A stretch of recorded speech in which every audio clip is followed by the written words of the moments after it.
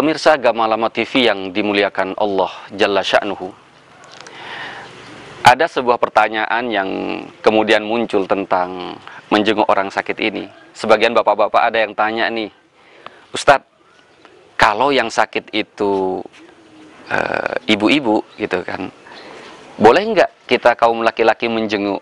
Atau sebaliknya, ada ibu-ibu juga yang nanya, boleh nggak kalau yang sakit itu bapak-bapak, itu ibu-ibu menjenguk, itu boleh atau tidak ya? Maka jawabannya boleh gitu kan. Cuma yang harus diperhatikan adalah etika, akhlak, adab, dan nilai-nilai luhur di dalam Islam ini. Jangan sampai kita membeda-bedakan gitu kan. Kalau yang sakit orang sudah sedikit nenek-nenek, kita bapak-bapak malas untuk menjenguk. Ntar kalau yang sakit kelihatan misalkan masih ibu-ibu muda, apalagi sudah janda misalkan, bapak-bapak pada datang. Nah, ini nggak bisa, nggak boleh. Islam tidak ngajarin seperti itu. Memang boleh menjenguk orang yang sakit, keutamaan tetap dia dapat, dan tentunya ada batasan orang menjenguk. Orang menjenguk orang sakit ketika sampai misalkan dia bukan mahram, atau dia itu adalah seorang perempuan dan yang datang adalah sahabatnya yang laki-laki, maka dia ada di luar, tidak boleh masuk. Kenapa? Karena akhlak orang yang menjenguk, selain setelah dia datang, ngapain terus di dalam? Tentu ada interaksi antara yang menjenguk dengan orang yang dijenguk. Orang terbujur sakit. Di mana kita meletakkan posisi tubuh kita saat menjenguk orang yang sakit? Kalau sesama laki-laki ya, maka posisi kita itu adalah di dekat kepalanya, di dekat kepala orang yang sakit. Kita mendekat, kita pegang kepalanya, kemudian kita berdoa, Masya Allah, Allahumma shfi shifaan la yughadiru saqama, la ba'sa tahurun insya Allah. Dikasih semangat saudaranya, dipegang. Nah ini kalau yang sakit perempuan, dengan dibolehkannya orang laki-laki menjenguk, nggak boleh juga itu laki-laki datang kemudian pegang kepalanya. Oh, Masya Allah, ini bukan mahramnya, nggak boleh, nggak boleh. Ini namanya sesuatu yang sudah pelanggaran lain yang sudah dilakukan, dan itu tidak boleh. Kedua, ketika kita ada di dalam, tentunya setelah kita mendoakan orang yang sakit ini, tadi kita kan sudah tahu akhlak yang kedua, kita doakan diri kita, ya Allah, saya tahu Engkau ada di samping orang sakit. 70.000 malaikat ada di sini. Kalau saya manusia yang Engkau ciptakan dari tanah, ya Allah, banyak khilaf, mungkin saja doaku, rintihku tidak Engkau dengar. Tapi kan tidak semua orang menjenguk orang sakit itu dalam keadaan fit secara ekonomi. Bukan berarti orang yang menjenguk orang sakit itu dia dalam keadaan baik secara hubungan keluarga dia. Enggak, setiap orang punya trouble dalam hidup ini. Maka kalau kita ingin mengurai, sejatinya datangi orang sakit dengan tujuan apa? Doakan saudaramu yang sakit. Tapi kita juga tahu Allah ada, malaikat ada, 70.000. Kita doa, ya Allah, keluargaku sedang dalam keadaan tidak harmonis ya Rahman. Suamiku sering marah, istriku sering marah.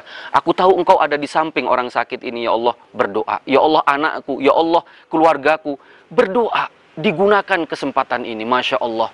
Oleh karenanya, dalam sebuah penjelasan yang lain, Nabi Muhammad mengingatkan, orang bijak, kalau hidup ini ingin tenang, kalau hidup ini ingin bahagia, kalau hidup ini ingin damai, dua hal yang harus kita lakukan.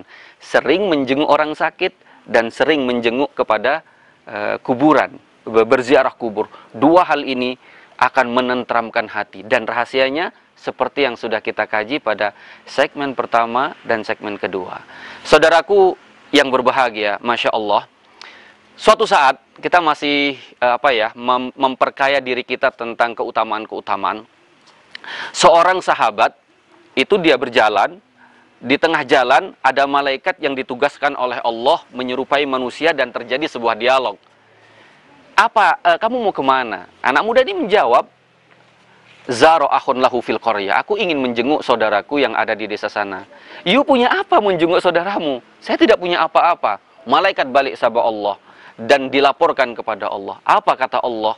Pemirsa Gamalama TV yang berbahagia, Allah menjawab, sampaikan berita kepada orang yang sedang berjalan menuju saudaranya. Allah mencintai dirinya sebagaimana dia merindukan dan mencintai saudaranya. Masya Allah. Ini adalah keutamaan di dalam akhlak kita menjenguk orang sakit.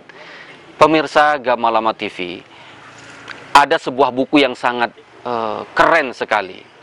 Di dalam buku itu, di penghujungnya tertulis sebuah nasihat. Buku ini berjudul Mesra Sepanjang Hayat. Masya Allah. Dalam hidup ini boleh saja Anda menjadi orang yang sukses. Anda menjadi orang yang bertabur harta. Di dalam hidup ini dengan harta Anda bisa saja membeli tempat tidur yang mahal.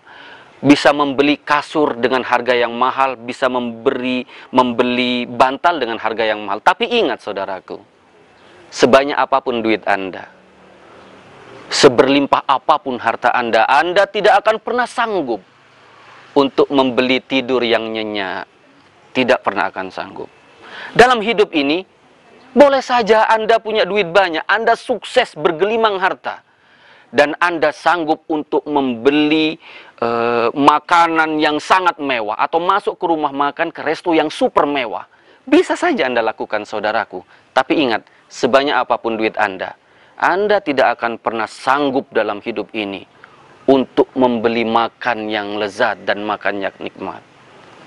Anda boleh saja dalam hidup ini bisa membeli obat dengan harga yang mahal, berobat ke luar negeri, bisa. Tapi ingat, tapi perlu diingat, sebanyak apapun duit Anda tidak akan pernah sanggup untuk membeli raga yang sehat.